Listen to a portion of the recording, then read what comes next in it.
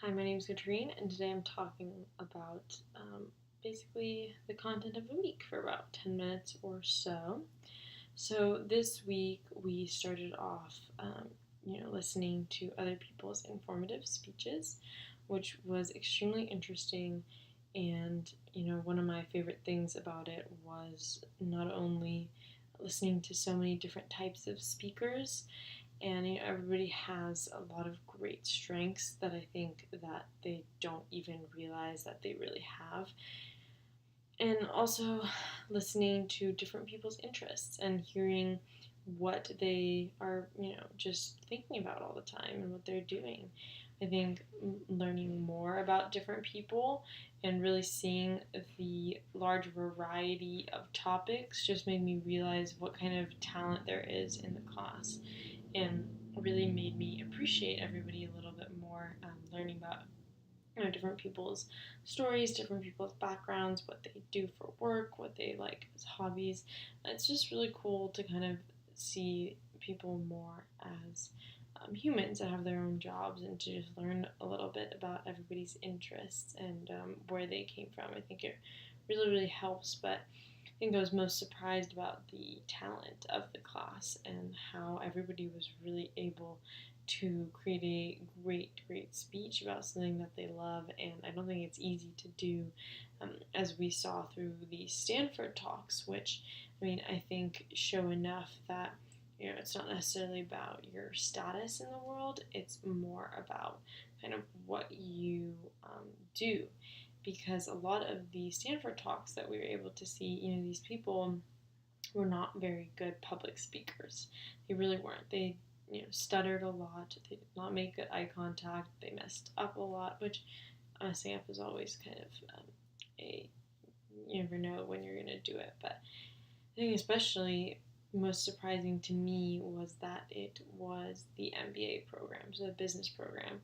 And, and a lot of times, a lot of the stereotype is that business people are the best at public speaking, and that they are able to kind of put out the best, version of themselves out in the world, and that they're able to cohesively talk a lot. There's that whole idea of business people just being able to schmooze and just being able to really speak to people. So I think for me personally, it was just very interesting to see the talent level that came along with that. And just seeing, even a lot of them had multiple people speak, and I was kind of expecting there to be some kind of like better. So I was like, oh, well, this person isn't that good, so maybe the next one will be better. And really, there were very few really great speakers, even if they were talking about giving hints on how to speak well. So I think, this also tells us that public speaking is something that can set you apart so much, and it's such an important skill, especially when you're being hired for some kind of business or something like that. That skill is really irreplaceable, and no matter what, even if you are not as good as somebody else, if you don't have the greatest idea, if you don't have the greatest talent, I think in a lot of cases you can actually like outspeak somebody. And really, if you learn how to sell yourself and learn how to speak well and eloquently, I think that can get you so much further in life than a lot of people even realize.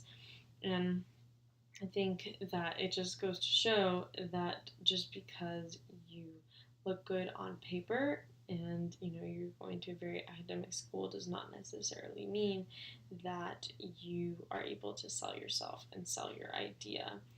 And so I think that it also gives people a lot of hope. It gives people a lot of kind of determination that, you know, all of us are at a very similar playing field if we really think about it. There's no reason why we, can't get to that like level in terms of school if we really want to. But also that these boundaries are more so created by ourselves and by our own, kind of constructs of what a good and a bad school is.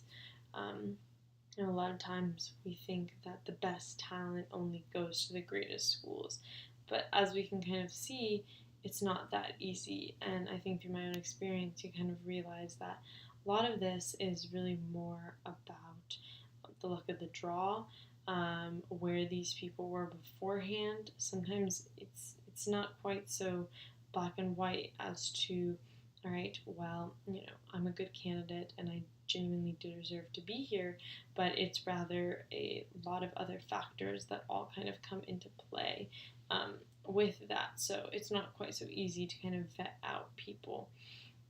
And later on, we see that in the business world, where you look at somebody's degree and where they came from and where they are now, and they don't necessarily, as we would imagine, always correlate.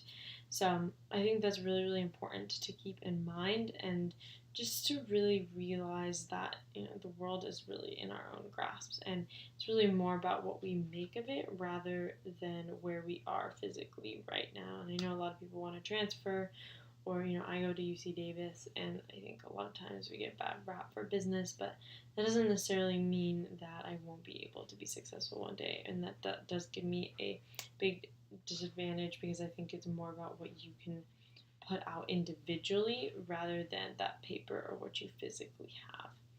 So besides that, we also had to watch a series of videos about persuasive speech, and actually write our very own persuasive speech. And it was quite difficult for me, as I am doing my informative speech on Monday. So I think the hardest thing is to kind of divide up my time, because on the one hand, my head is in my informative speech space, but I do have to write the outline. That takes a significant amount of time for the persuasive speech, so it is quite difficult for me at the moment to kind of divide and conquer, because there is kind of that separation. And a lot of times I'm thinking about practicing for my informative speech while writing the persuasive one, and just trying to figure out the time management between those two has been a little bit difficult this week. And there were a lot of speeches that had to get filmed as well, so I had to make sure that I kind of budgeted my time correctly, because a lot of times these videos take a while to upload. So having those videos rather than those written assignments, or more just videos to watch being assigned to us, can be quite difficult, although I do understand the practicality behind it, because there's no assurance that everybody's actually watching the videos that are assigned to us. So I think it is really helpful. I think it's just a matter of budgeting time and kind of being smart about it more than anything. But I think that it'll be okay, and I hope that I still have to go over my notes a couple times for my informative speech and kind of practice that through, and focus on the persuasive speech a little bit later, although I do need to still make sure that my outline is really, really thorough. And then going on, I think this kind of theme of persuasiveness that we had to do this week is extremely valuable and extremely important, and I actually find it to be one of the most kind of valuable skills to have in general, because a lot of times people know how to talk, but they don't really know how to persuade. And it's a very different skill to have, to make sure that you can make people almost feel like it's their own idea rather than talking at them. And this is extremely important, especially in the business field or when dealing with people, because what ends up happening is the people that are able to kind of make the biggest influence when it comes to selling their product, getting investors on board, are the people that can really persuade well. And a lot of times we think that this is kind of just a natural talent that you have, but there are so many techniques out there that you can actually use that can help you with that, and actually can help you become a better persuader. And this goes along a lot with the content of your public speaking. So we have been focusing for a while on how you deliver the speech, but I think we also need to discuss a little bit about what you are delivering.